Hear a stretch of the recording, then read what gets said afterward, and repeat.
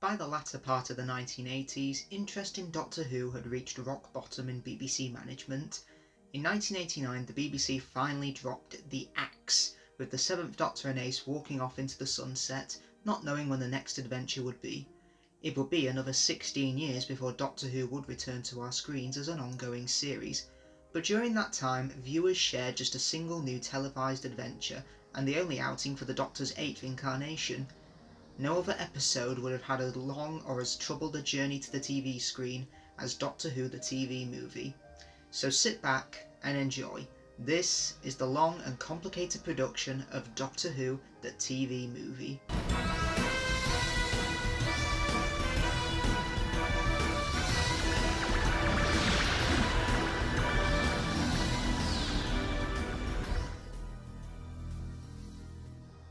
Producer John Nathan Turner had finally been given the go-ahead to leave Doctor Who in 1989. With no suitable candidates to produce a new series in-house, a number of interested parties such as Terry Nation, the creator of the Daleks, and Jerry Davis, the co-creator of the Cybermen, came forward with proposals for a Doctor Who feature film. But it was one approach from a young TV executive in the USA, Philip Siegel, who would be the mastermind behind Doctor Who returning to TV. Siegel was a Doctor Who fan since childhood, and led to his passion and obsession with TV. After emigrating to the USA in his late teens, Siegel had pursued a TV career, and by the early 1990s was working on drama development at Columbia Picture Television in Los Angeles. Siegel made inquiries to the BBC and contacted Roger Lawton of BBC Enterprises, the BBC's commercial department. The initial approach from Siegel came just 3 weeks before what turned out to be Doctor Who's final studio recording on Ghostlight. The beginning of the 1990s was the dawn of independent television production for the BBC. The Conservative government passed the Broadcasting Act of 1990, which forced the BBC to farm out 25% of its output to independent producers. In early 1990, Siegel resigned from Columbia and moved to ABC Network as a programme executive. Roger Lawton put Siegel in touch with Peter Green, the head of series and serials and the man who had cancelled Doctor Who, and Mark Shivaz, the head of BBC Drama. They would look at television in the United States that would be potentially available for foreign sales, and managed to meet Siegel. But from the BBC's point of view, they found little reason to resurrect a programme they felt had vastly overstayed its welcome. Siegel, however, would remain in contact with Green, but Lawton was concerned about a potential Doctor Who series coming after a full-length theatrical release, now being developed by a company called Coast to Coast. However, BBC Enterprises were not interested, and for the BBC it was a feature film or nothing. The proposed Doctor Who feature film was now attracting great publicity, with Donald Sutherland being favoured to take the lead role. In 1991, Siegel left ABC to join the TV production department of Amblin Entertainment. Amblin was owned by the most famous film director in the world, Steven Spielberg, and would prove a huge boost to Siegel's courting of the BBC. Spielberg was very intrigued by the notion, but back at the BBC, all was not well. In April 1992, Peter Green told Siegel that he felt that the series needed a much longer rest than he was willing to give it. While the series may have been the subject of taboo at BBC Television Centre, at BBC Enterprises it was a different story. Doctor Who had made a lot of money for BBC Enterprises, and that money would be funneled back over to the BBC, but the two companies weren't exactly working in conjunction with each other. But that very same year, things started to look up for the series. Alan Yentob was a distinguished documentary maker and had worked his way up through the BBC rank. Yentob had brought Star Trek The Next Generation over to BBC Two and was proving popular with viewers in an early evening slot. Yentob had also commissioned a series of repeats for classic Doctor Who on the same channel in the early 1990s. It seemed like Doctor Who finally had a friend at the higher-ups of the BBC for the first time in years. Siegel continued his endeavours of a co-production deal and found a partnership in Peter Wagg, who had set up his own production company. In late 1992, Wagg had a series of meetings that showed promise with Shivaz and James Arnold Baker at BBC Enterprises. As 1993 began, Alan Yentob took over from Jonathan Powell as the controller of BBC One. Speculation began almost immediately that he would oversee Doctor Who's return to TV. Meanwhile, at BBC Enterprises, plans were coming forward for a 30th anniversary special, to be known as Lost in the Dark Dimension. The film would have been released straight to video, had all the surviving Doctors return, and Graham Harper would have been in the director's chair. BBC Enterprises figured that this project would help refresh sales for them by putting out a product that was new but with a recognisable brand attached to it.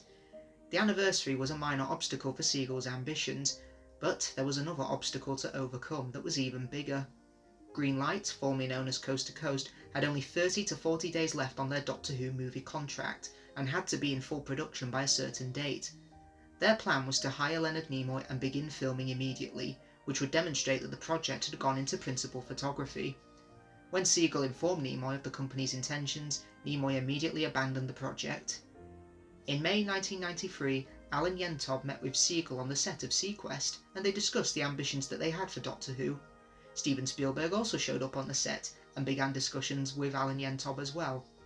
Back in London, BBC Enterprises were readying their own 30th anniversary special, unaware of what was happening across the pond. Peter Green was approached to produce the project, but was not happy as it felt it was being made on far too short a budget. Fortunately, Alan Yentob decided to invest more money in the project and secure the rights for Dark Dimension to be screened on BBC television. More good news was on the way. The BBC took the Amblin script a lot more seriously, and Cragin asked for Siegel to be sent a copy of the Dark Dimension script. Unfortunately, Siegel found the script to be awful and embarrassing and would confuse potential new viewers. After only 5 weeks of pre-production on the Dark Dimension, the project was officially shut down and abandoned. In the end, Doctor Who fans would get their 30th anniversary special, albeit in the form of a 15-minute sketch for children in need. Siegel continued to push forward his attempts to get a co-production deal, but this would prove to be a huge struggle, and was determined more than ever not to give up. Siegel eventually made his way to London and met with Alan Yentob once again, and agreed to split the co-production costs on half of £50,000 to hire a writer, develop scripts, and create a Bible for their own vision of the programme. Meanwhile, at Universal Television, funding the American side of the deal, they assigned one of its own staff writers to the project, John Leakley. Whilst working with Siegel, Leakley prepared a Bible for their planned series. Leakley's interest in the series primarily leaned towards Time Lord mythology. The series Bible took the form of a document written by Cardinal Barusa on the planet Gallifrey. It told of travels with his grandson, the Doctor, a brave and unpredictable young Time Lord on his quest to find his long-lost father, Ulysses. I have to look for my father. And face your brother. Only then you will take your rightful place. The Bible also offered brief synopsis of a number of Doctor Who serials broadcast in the 1960s and the 1970s. Siegel and Leakley did not intend to pick up where season 26 had left off, but instead wanted to tell the Doctor's story from the very start of his adventure in space and time. Although the basic tenets of the classic Doctor Who series would be adhered to, the programme's mythos would be completely rewritten. It introduced the Doctor and the Master, who were half-brothers and both sons of the lost Time Lord explorer Ulysses, Barusa's son, named after the mythical explorer who was known in Greek as Odysseus, hero of Homer's The Odyssey. When the evil Master became president of the Time Lords upon Barusa's death, the Doctor fled Gallifrey in a rickety old TARDIS to find Ulysses. Barusa's spirit became enmeshed in the TARDIS, enabling him to advise his grandson. The Doctor took the TARDIS to the Blue Planet, Earth, his mother's native world, to search for Ulysses. The Bible went on to detail the Doctor's encounter with the Daleks. They were still creations of Davros, but he was murdered by the Master to gain control of the Daleks. These events, clearly inspired by the 1975 serial Genesis of the Daleks, would have formed the bulk of the pilot episode, in which the Doctor discovered a message left by Ulysses disguised in hieroglyphics he found in a relic room in Cairo, Egypt. Various other possible adventures were then detailed, most of which drew, to some extent, on stories from the original series. Many familiar Doctor Who monsters were extensively revised. The Daleks were hideous mutant creatures whose travelling machines, appearing not unlike those from the original series, albeit without a dome region or external appendages, opened up into a spider-like design. The Cybermen, now called Cybes, were marauders whose cybernetic parts were culled from a variety of sources, giving them a patchwork appearance, although they were still vulnerable to gold dust. The Yeti were gentle descendants of the Neanderthals, and the Bible concluded with the last of the Doctor's adventures, in which he located Ulysses and travelled back to Gallifrey to dispose of the Master and become President of the Time Lords. As Leakley fine-tuned his Bible, Siegel was working hard to commission a 2-hour TV movie, followed by a minimum of 13-hour-long episodes. At this point, Peter Green had left the BBC and was succeeded as head of serials by Michael Waring. Waring's assistant Joe Wright would continuously report to Michael about the development of the project. With plot and Bible elements being thrown across the Atlantic, one question was still up in the air: who was going to play the Eighth Doctor? Joe Wright was invited to a casting meeting in 1994 with a long list of actors that included Rowan Atkinson, Chris Barry, Sean Bean, Jeremy Brett, Jim Broadbent, Pierce Brosnan, Simon Callow, Peter Capaldi, Martin Clunes, Tim Curry, Timothy Dalton, Ralph Fiennes, Michael Gambon, Hugh Grant, Anthony Head, John Hurt, Eric Idle, Derek Jacobi, Ben Kingsley, Hugh Lowry, Malcolm McDowell, Ian McKellen, Peter O'Toole, Jonathan Pryce and Patrick Stewart. On March 9th, auditions were held for several of the shortlisted candidates to play the Doctor, including Anthony Head, Christopher Bowen and John Sessions. The favourite at this stage was Irish actor Liam Cunningham, but it seemed that he was unavailable. With the casting still uncertain, more ideas continued to be discussed, including Paul McGann, whose brother Mark had auditioned on the 9th. However, he too had other commitments. Universal, however, were unsure of the idea, as McGann was relatively unknown in the United States. As spring rolled into summer, Leakley completed his first draft of the script, which told of the Doctor's escape from Gallifrey in search of his father. The Doctor would have journeyed to Blitz, London, and would have met Winston Churchill, and as the script was going through multiple drafts, Amblin was securing Paul McGann as the Doctor. But in September 1994, the project hit a major obstacle. Although Fox and the BBC had both indicated their happiness with Leakley's work, it was Steven Spielberg himself who raised an objection. The renowned director was concerned that Leakley had veered too closely to his own Indiana Jones franchise, and that there was not enough humour. On September the 26th, Spielberg asked Siegel to start again with a completely new writer. This meant that principal photography would be delayed until at least February 1995. Within the week, Siegel had approached Robert De Laurentiis to overhaul Leakley's script. De Laurentiis, who was recommended by Universal, was a veteran writer and producer, and credits included Saint Elsewhere and Alfred Hitchcock Presents. De Laurentiis wanted to make the script more focused and fun. His initial storyline, now called Doctor Who, with a question mark, was submitted on October 7th. Lizzie, a companion from World War II, and a bulldog sidekick named Winston, and the search for the Doctor's father, no longer named Ulysses, was now resolved over the span of the movie, with the impetus for an ongoing series changed to the Doctor's pursuit of the escaped Master. Siegel was uneasy about the direction of De Laurentiis' work, but agreed that the writer should proceed to a draft script. This was submitted on December 17th, and saw his American companion renamed Jane MacDonald, while Winston was all but eliminated. Of greater concern for the BBC, De Laurentiis had reimagined the Daleks as shape-shifting humanoids. As such, in later drafts, the Daleks were renamed Xenons. The Doctor was also given another companion, an alien creature called Gog, who replaced an ill-fated character named Sherman. Fox had now become very unhappy with the script and advocated the return to Leakley's final draft. At the start of February 1995, De Laurentiis left Doctor Who, which was now the subject of a funding disagreement between Fox and Universal. Steven Spielberg officially left the project after raising his objections, and would prove to be a crushing blow for Siegel. Nevertheless, in April, the BBC confirmed that the movie was still being co-produced with Universal, and Fox remained on board.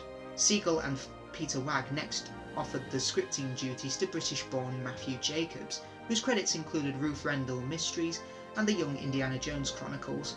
This was not Jacobs' first brush with Doctor Who. His father Anthony had played Doc Holliday in the 1966 serial The Gunfighters, and the younger Jacobs had been present on the set. When Jacobs began work on May the 5th, it was decided to start afresh, with the material written by Leakley and De Laurentiis largely abandoned and discarded. Mindful of the Fox's network's younger skewing demographics, Walton wanted to avoid elements set in the past, as well as more outlandish alien creatures like the Daleks and the Cybermen. The Master would be retained, in addition to the notion of the Doctor having a human mother. Jacobs wanted to connect the new Doctor Who show more explicitly with the classic series, and suggested depicting the regeneration of Sylvester McCoy's 7th Doctor into the new 8th Doctor. Siegel had been resistant to these sorts of linkages earlier in the development process, but now agreed with Jacobs' idea. Bob Greenblatt, head of television series at Fox, saw the TV movie as a backdoor pilot, with the condition of a series being commissioned pending on its success. On May 19th, Jacobs delivered a rough storyline, which began with the 7th Doctor arriving on modern-day Earth, in either San Francisco or New Orleans. However, the dying Master had transmogrified himself into a shape shape-shifting slick of DNA and attacked the Doctor, mortally wounding him. The Doctor's body was found by a street kid named Jack. Jack brought the Doctor to the hospital where he was operated on unsuccessfully by Dr. Kelly Grace, playing on the name of the Rear Widow actress Grace Kelly. In the morgue, the Doctor would regenerate, and meanwhile the Master acquired a temporary human host body. Jack gained access to the TARDIS using gloves he pilfered from the Doctor's body. The Master raised Jack's father from the dead, and through him compelled Jack to take over the TARDIS. As Halloween approached, the Master used the TARDIS to unleash an army of the dead. With Kelly's help, the Doctor returned to the TARDIS and drew himself, the Master, Kelly, Jack and the dead into another dimension. He defeated the Master, returned Jack to Earth and left with Kelly. Various changes were made by the time of the next draft on June 27th. The setting was shifted to the days leading up to New Year's Eve instead of Halloween, and San Francisco was specified as the location.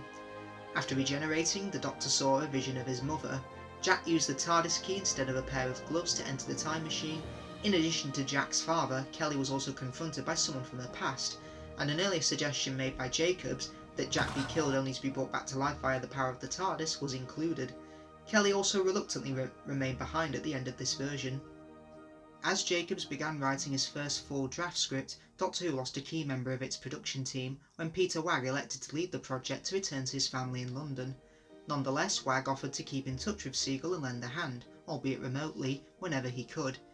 Jacobs submitted his initial draft on July 18th. Jack had become Chang Li, and the Master's host body acquired a proper identity in the form of a fireman named Bruce. Kelly Grace was now Grace Wilson, and two cartoonish hospital porters whom Jacobs had earlier mentioned were given the names Bill and Ted, after the title characters in the time travel comedy movies, which themselves owed no small debt to Doctor Who, and he also introduced at this point a young librarian named Gareth. The idea of the Master's body decaying throughout the story made its first appearance. In this version he became more reptilian. The Master was also able to control his form, turning his items into lassos at one point. The Eye of Harmony was brought into play, serving as the link as the Master's death dimension. Chang Li now saw his late father, Jimmy Li, reflected in the eye, and Grace later had a vision of her grandmother. Chang Li also had an uncle, Sam, who was killed by the Master. This time, after all four passed through the Eye of Harmony, the Doctor saved Grace and Chang Li, who was still killed and then resurrected, by embracing his past after conjuring up the ghost of his dead mother. The Master tried to repeat the Doctor's feat but was destroyed. The Doctor travelled on alone, leaving Grace and Chang Li in San Francisco. Jacob's next major draft was ready on August 18th. In this version, the Master no longer killed Sam Li, but instead read his mind, learning that it was Sam who killed Chang Li's father. The Master's plan was now to channel the emotional upswell of New Year's Eve through the Eye of Harmony, thereby reshaping the universe to his own design, although the death dimension was still involved. The appearance towards the end of Jimmy Li, Grace's grandmother, and the Doctor's mother were all excised, and the Doctor's half-human retinal print was now important as the focus of the Master's control over the death dimension. The Doctor and the Master now battled around the Eye of Harmony instead of inside it, and at the climax the Master was sucked down into the death dimension. Both Grace and Chang Li were killed this time around, only to be brought back to life by the Eye of Harmony. As summer wound down, Siegel was hoping to record Doctor Who in November. British Columbia would be the production's base of operation, but some filming in San Francisco was also planned. Rather than launch an ongoing series, Siegel had now come to prefer the idea of regular telefilms, and aspired to make 6 per year.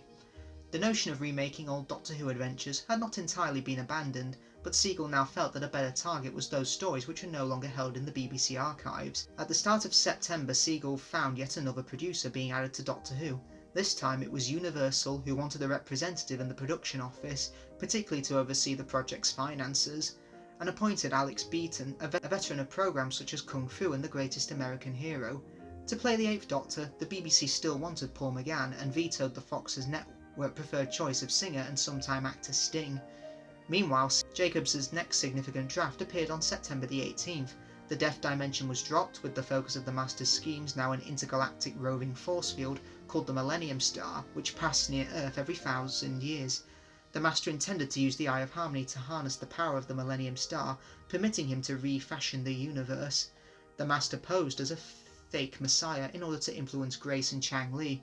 The Doctor no longer experienced a vision of his mother shortly after his regeneration. Instead, this was brought about by the Master during their confrontation at the Eye of Harmony. It was at this stage that some of the key crew members started to come aboard, most notably British director Geoffrey Sachs, whose work included episodes of Spitting Image, Bergerac and Lovejoy. Sachs was recommended to Siegel by Wright when he was unable to hire his original choice, Stuart Gillard, who directed Teenage Mutant Ninja Turtles 3. Because the movie would be filmed in British Columbia, Canadian regulations meant that the rest of the crew would mostly come from that country. This included production designer Richard Hudderlin, whose major task was a new version of the TARDIS console room. Siegel wanted to evoke the Jules Verne's feel of the wood panel set designed by Barry Newbury for use during season 14, but on a much grander scale. It was now planned that the telefilm would air on Fox in mid-May 1996, and this was one of the 3 key sweep periods for the American networks, the others falling in November and February, when ratings performances determined advertising rates for the next quarter.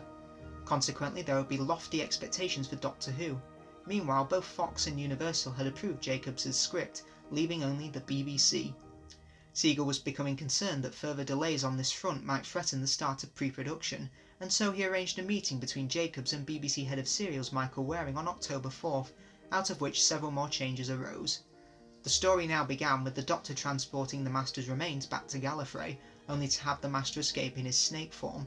The TARDIS landed on Earth and the 7th Doctor was inadvertently killed, which was now a result of Chang Li's actions rather than the Master's, and would eventually become a Chinatown gang shootout. Bruce was an ambulance attendant who tended to the Doctor, Chang Li allied with the Master out of sheer greed, and Gareth worked for a company which made technologically advanced clocks. From this, Jacobs wrote a new draft script for November 13th. This introduced the idea of the Master being tried and executed by the Daleks, satisfying BBC's desire to include the iconic monsters in some fashion. Also new was the Doctor needing a beryllium atomic clock from Gareth's workplace, here specified as the Technological Advancement and Research Centre. The clock's inventor was named Professor Wag, as a tribute to Peter Wag's involvement in the project. Around the same time, Siegel was facing new struggles with Universal, who was uncomfortable about its share of project's budget. Fox was responsible for $2.5 million, the BBC for $300,000, and Universal and BBC Worldwide for $2.2 million. Siegel made tentative inquiries to see if Paramount was interested in taking Universal's place in the deal, but they declined. Siegel was on the verge of giving Universal an ultimatum: either fully commit to the project or Siegel search for another production partner. On November 6, messages purporting to be from Siegel appeared in various online Doctor Who forums, suggesting that Universal's reticence had placed the project in jeopardy. The messages pleaded with fans to inundate Universal with letters and calls, and even release Universal President Tom Thayer's phone number. Reportedly, fans then proceeded to bring Tom Thayer's office to a standstill, despite the protests of a Universal employee that the situation had been misunderstood and the project was still going ahead. Finally, on November 27th, the deal was done. 63 months after former producer John Nathan Turner departed from the BBC and had closed the Doctor Who production office, its doors were thrown open again halfway around the world in Burnaby, British Columbia.